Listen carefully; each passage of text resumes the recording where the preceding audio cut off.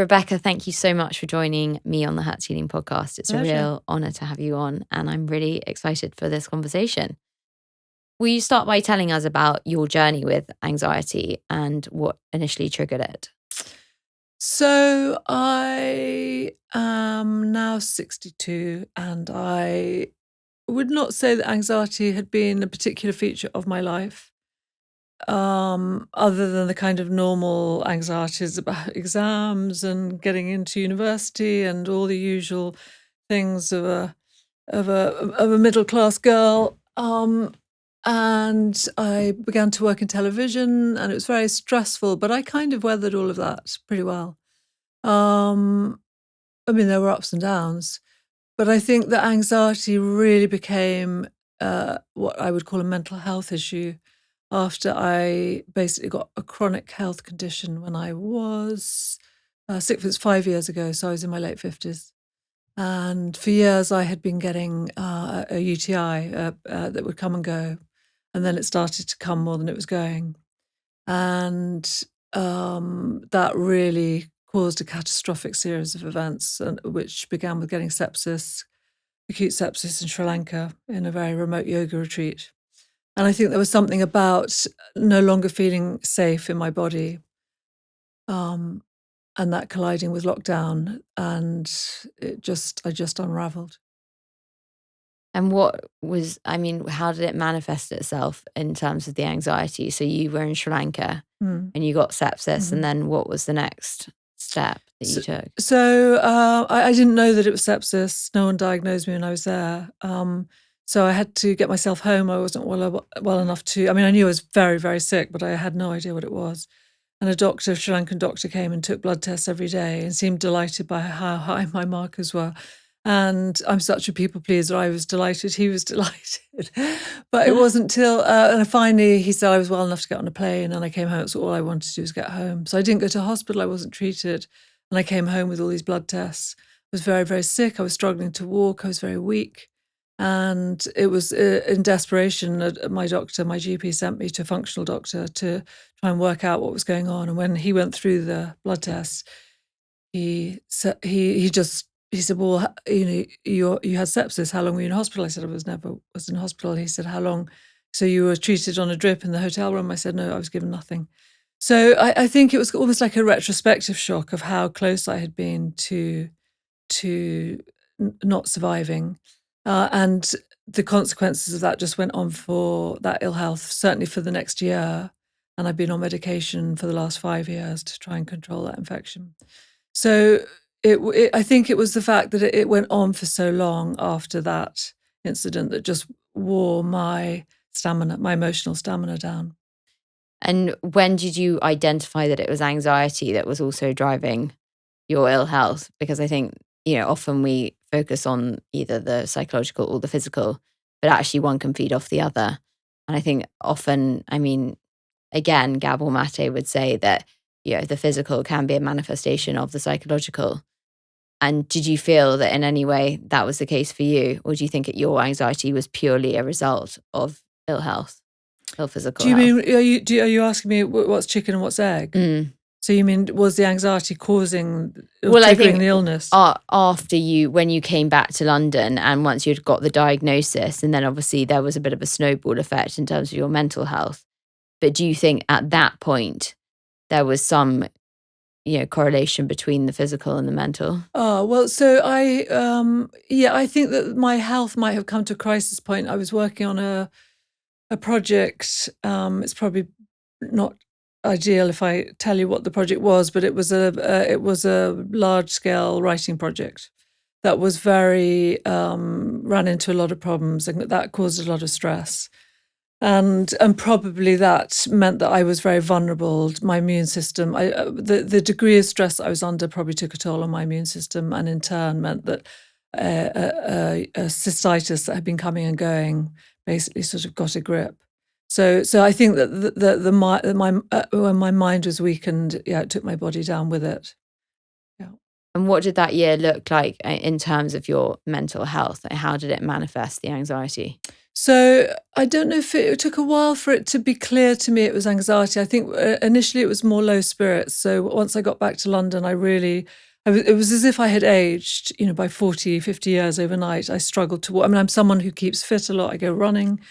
And then suddenly I was struggling to walk. I was very, very weak. I lost a huge amount of weight. So it actually hurt to sit because there was no fat on my, if I put my arms on the table. And so I was so in darkness, I would say, rather than anxiety. But that kind of evolved because then within a year, lockdown came. And in lockdown, several members of my family had to isolate because they had health problems themselves. And I'm the eldest in my family. It's always been my role I think, to sort of be the leader. So I offered to buy food, and I was kind of bluffing to them that I was better than I was. And it was kind of terrifying to feel I was trying to keep. It was basically 3 households and my own that I was trying to get food for at the time when all the shelves had been stripped bare in that terrible phase at the beginning of lockdown. And I really, really didn't really have the strength or stamina to be caring for them as well as for myself. And that's when the anxiety started to creep in, I think, looking back. And of course, there was, for many, many people, that time triggered that it was endless. I mean, in a sense, one could say anxiety was a very rational response to a world pandemic, couldn't one? So I think the combination of my inner body having become so compromised in tandem with a world that appeared to be collapsing, quite quickly I realized I would experience this kind of soaring anxiety that was really debilitating. And initially I would have tried to counter it with meditation, I think, as far as I remember. And then it just became galloping anxiety that would come and go all through lockdown and has run on since. And what did that anxiety feel like? Because from my experience of anxiety, again, it presents in many, many different ways. Sometimes it's restlessness, sometimes it's your heart pounding in your chest, it's not sleeping, or it's waking up at like 4 a.m. and just thinking, oh my God, I'm so wired. The day seems like this huge mountain I've got to climb and everything feels overwhelming. So for you, how did it manifest? Yeah, so for me, anxiety manifests as the latter. I wake up early in the morning with a sense, literally at its worst, and it has been at its worst for quite long periods. It's as if there's a loaded gun to my temple and someone is threatening to pull it. And it's an extraordinarily powerful feeling to feel in your safety of your own bedroom with no real, immediate threat. And it's very difficult to get around it. It's like you're. I mean, it will stop me being able to eat, and then that's partly how then I started to lose a lot of weight. It became this horrible vicious cycle, and I couldn't really think. It's like a noise, like a roar of fear, and I guess it's the fight and flight thing, just running in a loop, isn't it? Running in a loop, running in a loop, running in a loop. And it's extraordinary how powerful the mind can be. And I know that you've had struggles, and I'm so sorry, from a much younger age. So I think perhaps I was lucky that it took me all those decades to really understand what mental health battle is. Mm-hmm. And so take us through your worst day. So you would lie in bed feeling like a loaded gun was at your head. And then what would you do? What would I do? I just walk the house. I couldn't settle to work. I couldn't really converse with anyone. Everything overwhelmed me. I mean, everything. And so I became the opposite of who I normally am, someone who keeps fit, who I like to think that I'm very on top of my game. I love to be thrown a lot of challenges. I love to juggle. Everything had gone. I just had my capacity was just diminished. And I didn't recognize myself. It was just a matter of trying to get through each day, to break it down into an hour at a time. And did you seek help at that point? What was your support system? Yeah, so I sought help from a therapist I'd seen in the past, and he was really wonderful. And we did all kinds of extraordinary things. We gave, he explained that this was just my nervous system trying to look out for me, that it had lost its ability to switch itself off, but all it was doing was trying to keep me safe and tried to get me to sort of connect to the anxiety. We had really extraordinary sessions where we would have this, he would facilitate a conversation between me and my anxiety. And I really admired what he was doing in theory, but it just had absolutely no effect. I mean, none. I mean, it was, and I suppose in my worst moments, I imagined this might be the rest of my life. And I live for part of the year in Spain. I have a farm in Spain. And so when I went to see a doctor, my usual doctor in Spain, she proposed that I tried Xanax. And I knew Xanax was highly addictive, so I was full of trepidation. But when I tried it, it was initially an absolute miracle. I mean, within an hour, I was neither high nor low. I was just completely normal, completely back at my desk, functioning again, couldn't remember what the issue was. And it would be as if it was like a miracle cure, except that, I'd go to bed and it would wear off and I'd wake up the next morning with a gun at my temple again. And what about your family members at that point? Were they concerned? I mean, prior to getting the Xanax and seeing you in that state, what was their reaction? I think that they were, there was general concern about the state of my health anyway. The fact I'd lost so much weight, I think everyone was very frightened, and the doctors seemed very confused about what to do with me. And I think that probably my anxiety was quite hidden. And, because I'm a mother of 3 now adult children, I really tried to put my best face to the world. I didn't want to frighten them. And I think it is frightening if one of your parents is going through a mental health crisis. So I probably put, looking back, an unhelpful amount of time into trying to pretend that everything was fine. So I don't think until it got much worse, until I ran into the problems that I ran into last year, I don't think that they were really aware of quite how bad I was feeling. And was there any friends? I mean, because I think quite often, listeners want to know what they can do to support someone, or they can, especially a family member, and as you said, a parent. Can you identify at that point, was there anything anyone did that was remotely helpful that alleviated the edge of that sort of horrible, toxic anxiety? I think that what was helpful definitely was just contact with friends and family, not necessarily telling them how bad I was feeling. It was very hard to communicate the intensity of it. And I have a lovely life, so it seemed really, I had this health problem, but I felt it was very disproportionate, and so I felt embarrassed. So I think just contact with my friends, contact with my family, walking with friends.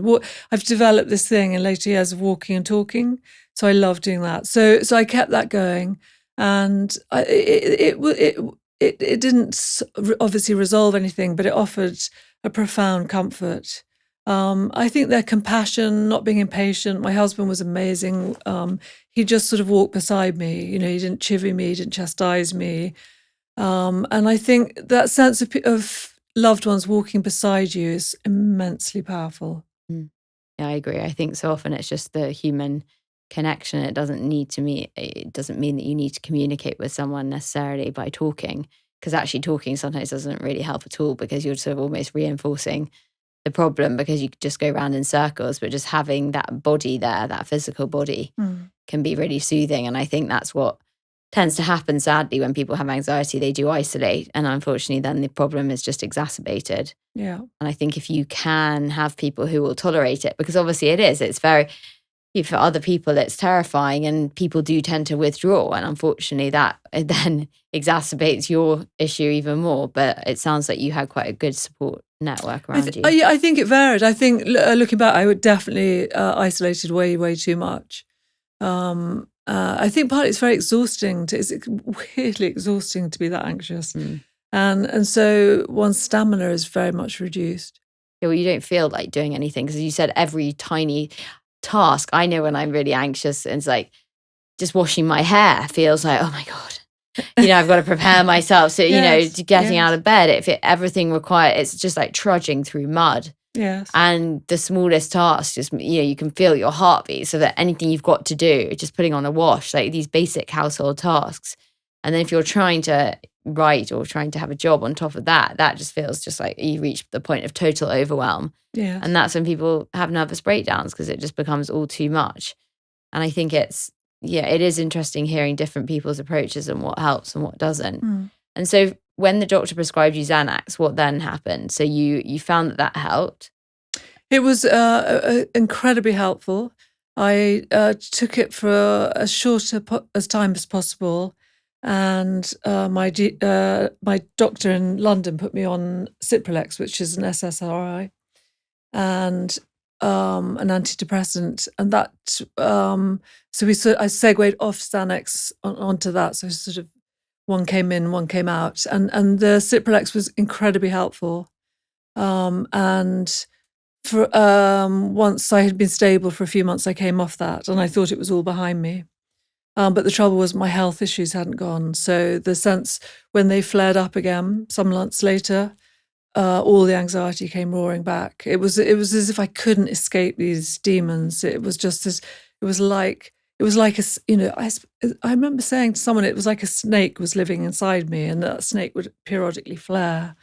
So I think it's this sense of something very hostile, which is this bacterial infection, when health had just been something that I had cherished so much and worked so hard for. So then I went back on the Xanax last year, and this time I took it for too long. And then what happened? So last year I took it for about 8, 9, 10 weeks. Like, it's hard to remember now. Which was a strange thing to do, because although I was very, very strung out, I did really understand the dangers. And when I tried to come off it the first time, it was absolute disaster. I mean, I had extreme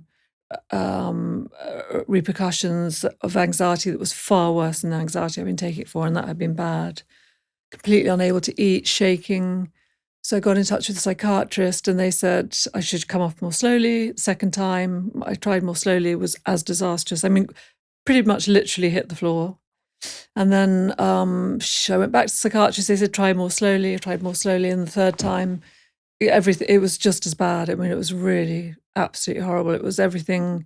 I mean, it was very bizarre to be 61 and, going through withdrawal. I mean, it was something I always associated with junkies and youth, and here I was as a very middle class, more than middle-aged, in my terminal years, really experiencing something that was I'd never, ever dreamt of before.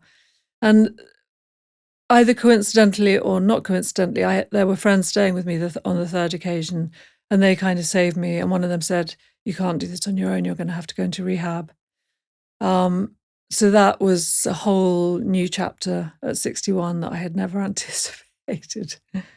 Yeah, no, I mean, it's remarkable, but I think this withdrawal is often really underestimated. And actually, I did an interview, with quite a prominent psychiatrist, and he's very much of the opinion that when you get put on these medications, whether it be SSRIs or Xanax or something, they should come with a health warning. These drugs are highly addictive, and when you try and titrate off them, the withdrawal effects can be worse than the symptoms themselves. And I think it's only something that's just really come to the surface in the last couple of years. And he explained how, there's a bell curve, and, trying to titrate off them from, if you were, say, on 400 milligrams, trying to go from 400 to 200 is relatively okay. 200 to 100 might be easy, but 100 to 0 is just absolutely, I mean, you're in the red zone effectively, and you're told you can do it by 10 milligram increments. And he said, it can be as slow as doing it sort of by 1% at a time, and you might have to stay on that dose for several months.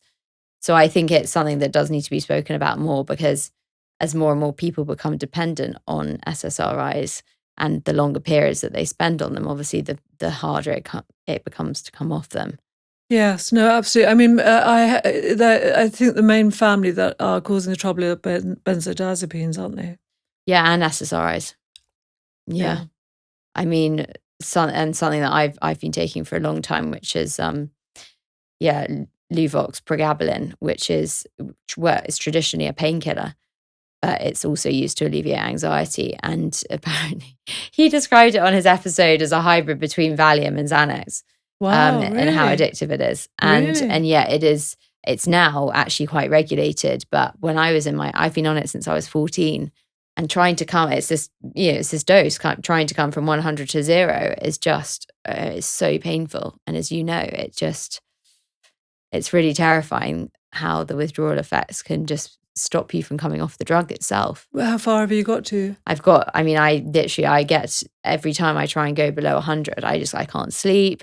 My anxiety is like, it's pounding in my chest, and so I'm still at 100. And I've got to get it now. I mean, it's quite interesting because it doesn't come in liquid form. So you have to get it privately in liquid form, but it's incredibly expensive. And so I've paid for it to get it in liquid form. Because if you come down, the smallest tablet is 25 milligrams. And obviously, coming down in 25 milligram increments definitely isn't an option, because I tried doing that and that was a disaster. And it's a real block. It's a mental block as well, because I think you become psychologically dependent on this thing. I take it Yeah. at night and I'm like, this is going to help me sleep. Yeah. It's going to alleviate my anxiety. And sort of knowing that, oh my God, I'm taking less. And for a while, if I couldn't sleep, I would take another 25 milligrams. And now I just know, I mean, the next day I would feel like a zombie. It would be, and probably similar to coming off Xanax. Like, if you come down and then you go back up, which you're not meant to do, obviously, and this is not recommended to anyone, but it is that thing in the middle of the night when your heart's pounding in your chest and you just, oh my God, I just need to sleep, and it's 3 a.m. and you haven't been to sleep for the last 2 nights, and you just feel like so the temptation to take it is so high. But I've now got to the point where I know that the next day I'm going to feel so depressed and as though I'm walking on clouds, which is what tends to happen. And the whole world feels like fuzzy and it's all very surreal, and it's like I'm sort of starring in the movie of my life. And I think now I won't ever, if I can't sleep, take another 25 milligrams, but I've got to get to the stage where I can start titrating off it. But every time life throws something at you and you get remotely anxious, this is the problem, isn't it? It's sort of, I think to come off it, you've got to be in the right frame of mind. And for you, it's been all your adult life, which is, so that's a huge emotional dependency, quite apart from the physical. It is. And I think it's a really tough one, because I still get crippling anxiety. Like, I've just had a bout of it this summer of just, and that exact feeling you describe of like lying in bed in the morning and my heart pounding in my chest and thinking, I'm literally going to have a heart attack. Like, what is going on? And there's nothing that's really changed. I mean, I'm just lying there, but everything feels like a threat. And as you say, your body is in that fight or flight mode, and your sympathetic nervous system is just kind of in full swing, and there's no opportunity to soothe it. And sometimes it just comes and it's unexplainable. It's just, it appears. And, I think as you get older, that becomes easier to navigate, because you know that it will eventually pass. And I think for women, especially, hormones play a huge role. But I really relate to the feeling, because it's horrible. And I think, again, in this day and age, people tend to dismiss anxiety quite rapidly as being, oh, I'm really anxious too. And there's anxiety and there's anxiety. Yes. In fact, it probably isn't quite the right word in a sense, is it? Because when it's that extreme, I agree. It's not the everyday thing that people think of when you worry about. Actually, even the quite serious anxiety of an exam, or that kind of intense trepidation that we've all felt, it's way beyond that. I mean, it genuinely is a disability for the time that one's in the grip of it. Yeah, and I think people who haven't experienced it are very quick to dismiss it, because it's used in this very nonchalant way. Oh yeah, I'm really anxious. And it's like the word trauma now, which is thrown around left, right, and center. And I think that's the problem that we're sort of dealing with at the moment, is often people tend to self-diagnose, and it's it's the same as the difference between being sad and being depressed. They look very, very different and they present very differently. And obviously it's individualized also, but one is a so-called illness or a condition, and another one is a feeling that passes and it comes and it goes. But yeah, so what was your experience in treatment for Xanax like? And I'm curious to know how they titrated you off it and what you really learned about yourself in the process. Yeah, so well, as I said, it was an astonishing experience to arrive at 61 in rehab, never having had any substance abuse issues ever in my life. They took away my phone, they took away my nail scissors, my tweezers. You are not allowed to be in contact with anyone you know for the first week. And they basically brought me slowly down off the Xanax and segued in a non-benzodiazepine sedative. And I can't remember now what the name was. The rehab, because I live in Spain, the rehab was in Spain. And it was a non-addictive sedative. And actually, to my surprise, that worked extremely well. And after 2 weeks, I was basically off the Xanax. I had been on the lowest dose anyway. And they said that there is quite a lot of literature now to say that even on the lowest dose, even after 8 to 10 weeks, it is possible to get completely hooked. And I was one of those people. And so then I was there for 6 weeks in total. I'd only planned to be there for 4. They kind of deconstruct you, I think seems to be they hear your life story and they decide to really do a deep dive on the unresolved traumas of one's life, the things that one struggled with. And I suppose that everyone is in rehab one way or another for self-medicating. Even if it's not substances, it might be pornography, it might be gambling. There were people in there for compulsively traveling, for example, who kept getting on planes thinking they could escape their troubles. And of course, they unpack their bag and there are their troubles still in the bag. So that was incredibly powerful. And they really drum into you exactly what you said earlier, not to self-isolate, really reaching out for community support, really trying to be in touch with your feelings. They're always asking, what are you feeling? What are you feeling? What are you feeling now? And I think a lot of us try and avoid our feelings by keeping busy or drinking. And it was just really about trying to connect with the inner landscape, I suppose. And there was a lot of group workshops so that you're working with other people who are all in crisis too, to support each other, to mirror, differences, similarities. We were taken out to NA meetings and AA meetings because about 2/3 of the people in there with me had substance abuse issues. And initially I was a little bit skeptical about what that place could do for me because I didn't have any issues in the conventional sense of addiction. And the Xanax had only been an addiction of 8 weeks standing.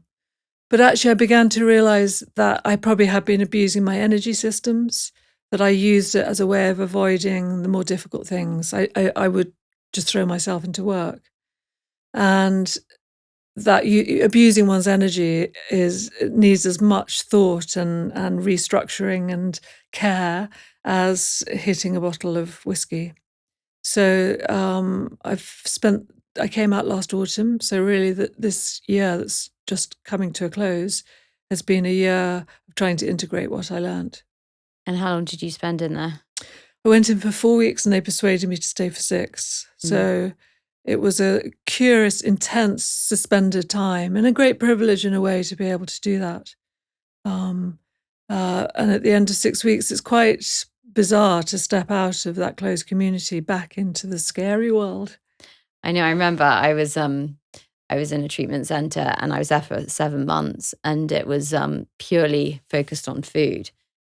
And I remember then coming to a halfway house and being thrown in with, as you say, all sorts of addicts, whether it was drugs, alcohol, sex, shopping, codependency. And actually that was the most illuminating bit of my recovery because when you're in a container with girls, you can imagine 17 girls all with eating disorders. There's so much competitiveness and projection that goes on. And it was pretty brutal. And I'd say in many respects, it's re-traumatized me. And whenever anyone's asked for a recommendation of a treatment center to go, I think, unfortunately, the treatment for eating disorders is still fairly antiquated and there are new pioneering methods out there. But to be in a facility with all these people all suffering with the same thing, it's very, very challenging. Anyway, when I went to the halfway treatment facility, I suddenly felt like I had some kindred spirits because it was all ages, it was all, it was men and women. And you realize, like I abuse my energy systems too, whether it be food, exercise, just general depletion. And actually, yeah, it's not a way of life. And I'm still on my journey, very much so. And learning how to nourish and nurture that sense of self and that you're worthy of actually your love and care. Because we're so often focusing on other people and how we can give them love and how we can get approval and how we can achieve X, Y, and Z, because then we'll feel good about ourselves. But actually stripping it all back and being like, actually, what I'm doing is so driven by fear. And what is it? Fear of what? Fear of the unknown, fear of change, and actually just learning to nurture that inner sense of self. And as you said, like, I've got many of my family members who are always manically busy and they're always okay. They're always fine. Oh, always fine. And I've always maintained that, well, the fact that you guys can't sit still, to me, is an indication that you're not okay. They would think otherwise. But all these plasters that we put on, and for people who haven't been on a journey, it's very interesting for me observing. And I'm definitely one of those people in life. Like I do love observing people and their behaviors.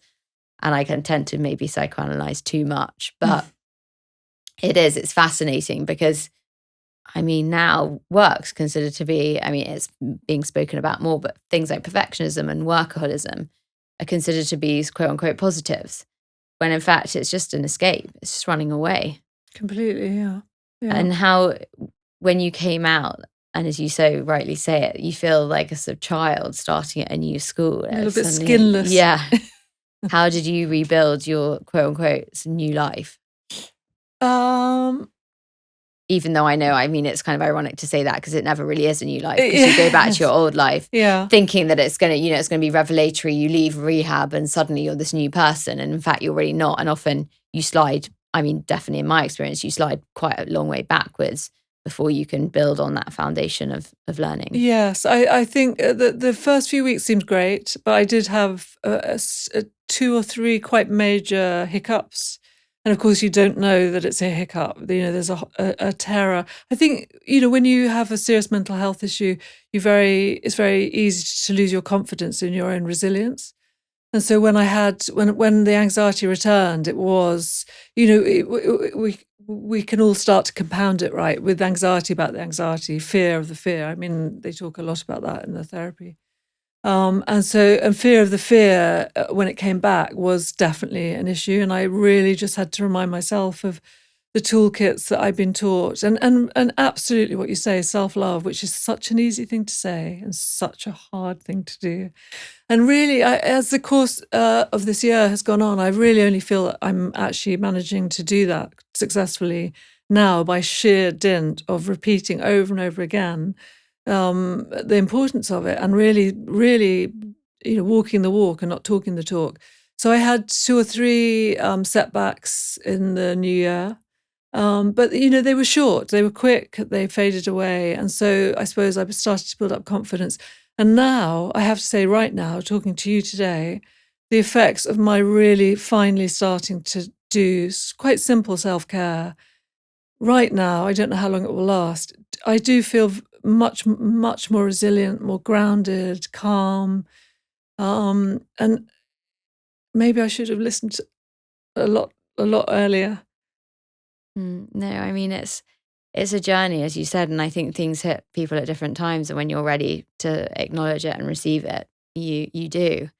And as you said, I've had like a journey that's hopefully, like, the worst, I sort of always think that is over. But then, this year I had a real knock in like February, March, and I thought I'm back to square one. But as you said, you get more resilient, and I managed to turn it around in, say, 3 months, as opposed to 5 years ago when it would have taken me probably 2 years. And it's gaining that confidence. And of course, your mind, as you again rightly say, it's a sort of fear of the fear.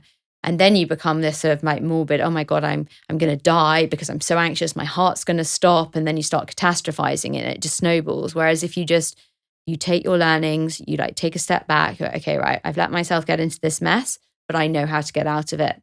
And I think the more work you do on yourself, the faster you manage to get out of those dips. And hopefully then the dips become less low. And then eventually it becomes less of a sort of a very choppy sea, and it gets calmer and calmer. And of course, it's natural. We're all humans. We're going to go up and down. And I think that's another teaching that I've definitely taken on board. And we had a doctor on here called Dr. Sam Akbar, and it will always just stay with me. She said, your feelings are like the weather, and some days it will be sunny, and then other days it will be cloudy, rainy, thundery, potentially stuff, thunder and lightning. And then you might have a day where it's 4 seasons in a day. And that's how I try and reframe and think of my mind, because I wake up often, and the mornings, I don't know about you, but for me, the mornings are always when I'm most anxious. And once I get up, I do some exercise and I get going, even though, yeah, the exercise is a bit a dependency completely, but I'm working on that.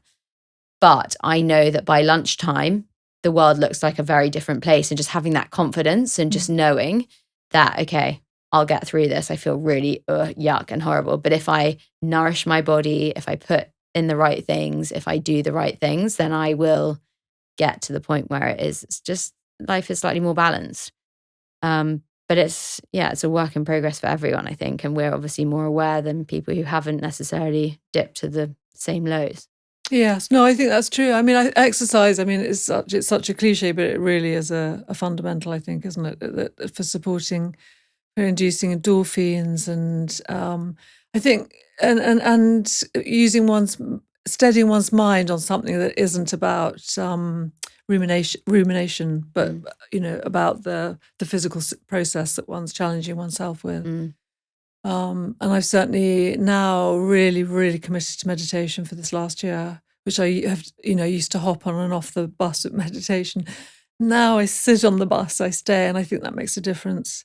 And I think connecting with people, being very honest with people. I mean, one of the great liberations for me actually was telling people I was going into rehab, because it was a shorthand for saying I'm in crisis and I'm not coping, which is really hard to say. So it was really easy to say, relatively for me, I'm going into rehab. And I saw the look of shock on many friends' faces, because I seemed to be very high functioning. And it's not that I wasn't high functioning, but that it was coming at a huge cost. And I was relieved at that, and I liked the sense of connectivity, and I liked the compassion that people showed when they understood that I wasn't that life wasn't as smooth, plain sailing as they might have assumed watching me from afar. And I think that's the power of vulnerability. We only connect through being vulnerable. And I think that's, again, this English mindset of stiff upper lip. It really doesn't serve us in any way at all, because we just get further and further away from human connection. And you think that you're connected to people, but actually you're not truly connected to people, because so often people have so many acquaintances. And actually in the middle of the night, if you're in crisis, who could you really call? And who could you just lay bare and just say, you know what? I really need your help right now. I'm on the floor and I really need you to come and pick me up. Yeah. And I think that's sadly what a lot of people do lack. But I can't help but feel if people were prepared to be more vulnerable, which we're getting better at, definitely as a nation. Yeah. And, internationally we are. But I do still think it's a problem. And especially for men, I think it's really hard to be vulnerable, because, again, it's seen as a sign of weakness. Yeah, I think that's true. I think, men have not had the traditions that, began with women's consciousness raising groups in the 1970s. And it's a woman's female tradition to talk, isn't it? And to open the heart. And interestingly, I think one of the things that came out of that experience of sharing vulnerability and realizing how empowering that was, and how much it increased my sense of connectivity. And this may seem a bit wacky, so forgive me if I sound a bit odd, but I'm actually now doing a death doula course. And I think that's because there was something about just looking these things full in the face. As you say, the evasions did not serve anyone. And so I started, I had a friend whose mother died at the beginning of the year. And so I think that was the first thing that introduced me to the idea of these powerful rites of passage, whether they are, struggle with depression or anxiety, whether it's birth, whether it's death. There are so many huge life events that we don't really have a language for, that we don't have a tradition of confronting. And I suppose that for me, being forced to look this so full in the face, I just think I want to do that now with all the other areas that are kind of off limits. And I think that my life will be richer and better because I acknowledge the shadows. No, completely. And I mean, it's only, again, I think it's that mindset of not being able to look at the hard things that actually in the long term it never leads to quote unquote emotional success, because if you can't look at the really dark things and confront them and have the language to discuss them, then what's the point really? And I think death is something that it's important to remind ourselves of our mortality, because it's so easy to drift through life thinking that you're immortal and that nothing's going to touch you. And until you've hit, something in life that's can be quite extreme, and not everyone does, you're not aware of your mortality, and actually to learn to appreciate it must. Or I think the other thing that happens as you get older is the sort of fear of moving towards the end, and I suppose I think we're both agreeing that you can't duck fear and you can't duck anxiety. They don't go away because you don't look at them. You know what I mean? So, and I suppose it was kind of thrilling to have so much intense professional help to learn that lesson, because it doesn't feel that way when you're in the grip of overwhelm. No. And what's your support sort of now? What does that look like? What do you still have therapy, and do you still have quite a specific routine that you follow in order to keep yourself on track? Yeah, I mean, I think, as you say, the mornings are the toughest. So I would always try and exercise in the morning, even if it was just 10 minutes. I always try and meditate in the morning, even if it's 10 minutes. I know I cannot kid myself that I cannot find 10 minutes. I can find 10 minutes. I will be very careful to stay in close touch with friends, and I am very honest. I'm very, like, I think you were talking earlier about our emotional systems being like weather fronts, and I was taught a lot in rehab about watching the weather. You don't have to be in the weather, you can watch it. This mindfulness thing that you can observe your inner workings without getting drawn into them.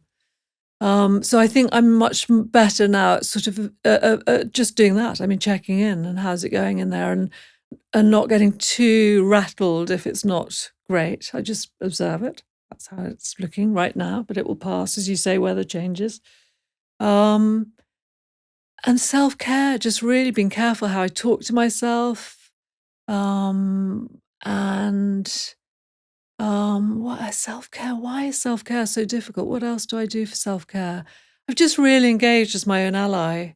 I think I was a bit impatient with my struggles before, in a way that I would offer great patience and compassion to anyone else around me. But I kind of was irritated by my own vulnerability, and I'm working on that. Yeah, no, well, I mean, you're doing, phenomenally well. I think considering, it's been, an immense journey, and just turned it around very quickly. I'd love to just talk to you about your passion for regenerative farming, because I know that played quite a big role in your recovery, and then move on to talking about climate anxiety briefly, because I think that's something that's quite interesting and it's a growing problem. So how did the regenerative farming help you and nature in your healing process? I'm a writer and a filmmaker, and I began getting involved in environmental activism in 2008. Strangely, my book club, which is all women, watched a film that I had made that was campaigning against the expansion of the third runway at Heathrow. And when we gathered, instead of talking about the book, we started talking about climate change, and we all had very small children. And kind of to my horror, they were like, we have to do something. We have to stand up and be counted. And we formed this group, and we ended up standing outside the House of Commons with placards, and it was always raining, always. And it was quite miserable making. So after 2 years of doing that, we had a lot of success. But it just did not suit me temperamentally at all. The kind of confrontation of it, you engage with police a lot. You have to reassure the police that you're not going, not a terrorist group. That's just not my way. So I run a community group in West London, and I decided to try and look at working with nature as an environmental activism. And so we put in a large-scale wildflower meadow, and that was very successful. And I started to get really interested in rewilding, and I tried to make a documentary about some of the big rewilders, these projects that are going on around the world. This was about 10 years ago. And in the process, I kind of got very excited about getting some land in Spain. So I bought a land that had been devastated by fire. I mean, it was literally like I bought land with my husband that could have been in a nuclear war zone. And it had a house that had never had running water, never had any electricity. And after I after I staggered out of my first bout of anxiety and the overwhelm had receded, we began to rewild. We began to put in oak trees and olive trees, a dry garden, an eco pond, to do things that really would work in tandem with nature. And this ecosystem began to return. I mean, it naturally restores itself after a fire. And that was an extraordinary thing, to see nature restore itself in tandem with me trying to get myself back on the road. And so that was a really magnificent experience. I mean, really extraordinary. And that now it's a honey farm. The house that's in the centre of the land is called Campep. So we produce honey and olive oil. And again, it's a real privilege. And, it sounds a bit pat and a bit Pollyanna-ish. I can't say, there were many days where I didn't really feel well enough mentally to be tackling it. But, you just keep putting one foot in front of the other, one foot in front of the other. And then, slowly, the kind of moments of joy in it all came back. So I think that I was very lucky, very fortunate to be the custodian, to be still the custodian of that land. And now my hope is to try and use it for therapeutic reasons, to allow other people to access it who might need mental health support. How incredible. And what do you think about the environment and how, environmental anxiety is really growing amongst the young, particularly now? I think it's a very huge issue. I would definitely describe myself as having experienced eco-grief when I first began to read in 2008 what was happening, what the scientists were saying. And I have 3 children, and the 2 eldest are twin boys who are both very environmentally active, and they both at different times have really struggled with eco-grief. So I've not only experienced it, but supported both my sons through pretty intense periods where they despair. And we all need hope, right? So I think the question is, how do we find hope? And I think what I've learnt is that hope is to some extent a choice. I think that we have to foster our minds as we would a garden, that we have to seed it with, there are many wonderful things happening in the world. And news is very dependent on crisis, catastrophe. So I think I definitely try very hard not to take my primary lead on what's happening in the world just from the headlines, because that will be endless sense of doom. And I just try and engage, whilst acknowledging how uncertain things are, I really try and engage with those people who are making a difference, with the rewilding projects, with the renewable energy projects. And I think deeply about what an extraordinary world it will be if they continue to gather momentum. And I choose to look at the glass being half full rather than half empty. And that does not let me off the hook. It doesn't mean that I go and close the door and don't engage. I think that's what gives me my energy to participate in doing what I can do. And I also had to learn to acknowledge that what I can do is tiny. And if what each one of us is doing on an individual basis is simply recycling, that's okay. It's something. It's a mindset. Maybe we can think about how we buy as a consumer.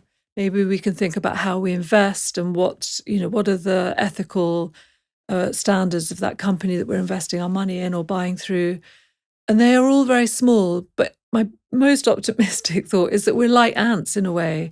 Whenever you see those ants scurrying, that when enough ants scurry, they start to, drag a very big twig and they start to build these extraordinary homes. And I think that we can only pledge our commitment to that issue in a hope-filled way, that we can ultimately, one voice becomes 10, becomes 20, becomes, exponentially becomes a systems change. And I'm determined to hold to that hope and that belief. And there are many, many times when that wobbles, but I always try and circle back. And with your regenerative farm, is that entirely sort of eco-friendly? Is that all run on sort of solar power and? Yeah, so it's an off-grid project. It's completely fueled by the sun. Mm-hmm. It's got quite a lot of experimental water systems, so rainwater capture. The water of the house is recycled, which is an obvious thing here, but actually, I think probably in most Mediterranean countries, and certainly obviously developing countries, the water that comes into the house goes out into septic tanks and is never used again. So we're trying to.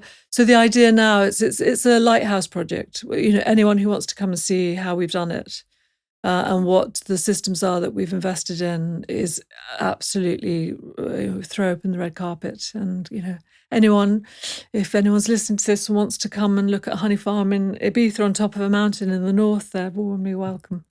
Oh, well, we'll put, what's it called? The project's called Camp Pep. That's the name of the house. Okay. Well, yeah, I think sounds incredible. I can't wait to come and visit. To finish, what would you say to people who are listening to this and who think I'm never going to get better? I'm like at my all-time low. I'm so anxious. I feel like I just can't even put one foot in front of the other. The thought of going into nature or just fills me with dread and doom and gloom. What would you say to them? Oh, I think I would really focus on making tiny, tiny, tiny little steps towards the light. And that might be, I was introduced to an amazing app, which one can get for free, called Insight Timer whilst I was in Ibiza Calm. I think there's so many great wellness experts on there who will talk you through some breath works or meditation. If on that day that's all you can do, all you can manage, you laid a little brick in a foundation, and just to just keep, when you can squeeze out as much energy as it will take, use it for self-care and imagine you're building, you're rebuilding. And it may be very slow, that's fine. And really try and catch the voices of self-castigation. And every time one catches that negative voice, it's a reminder to try and develop the more loving voice. And these things sound so glib, so I'm actually squirming as I say them. I mean, it's been, for me, as I said earlier, it's been a year of integrating. But I can only say, if it is helpful, that a year of really, really endeavouring has amounted to quite a substantial change, actually. And I feel the most resilient that I have done for many years. That's so lovely to hear. And I think, again, it's all about stacking. And, it's just, if you put one thing in place a day, a week, a month, absolutely, whatever it is, absolutely, it will eventually mount up and you'll look back and you will be amazed at how far up the mountain you've climbed. Absolutely. Even if you've got a long way to go, and that's okay. And that's definitely something that I have to come to terms with. And if you have a perfectionist mindset, that's very hard because you want everything to change immediately, but that's just not how mental health recovery works. Yes, indeed. So, yeah. Well, thank you, Rebecca. It's been a joy talking to you. And thank you very much. What a lovely conversation. Oh, thank you so much for asking me. No, not at all.